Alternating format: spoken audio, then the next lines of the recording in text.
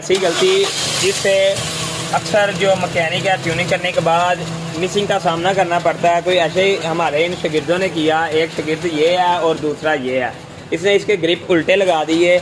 इसके नंबर 1 और number 2 grip तो सेम अपनी जगह पे लगते हैं और 3 और 4 अक्सर उल्टे लग जाते हैं, जिससे फायरिंग आर्डर गाड़ी का गलत हो जाता है। अभी गाड़ी बंद करें, बंद करने के बाद अभी हम ग्रिप चेंज करेंगे इसके।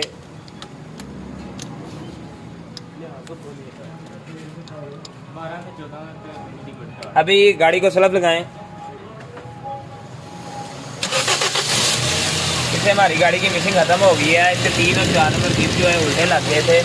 मज़ीद इस तरह ग्रिप जाने के लिए हमारे चैनल को विजिट करें, चैनल को सब्सक्राइब करें। आज ऑटो के लिए FI इलेक्शन एंड कार ऐसी आप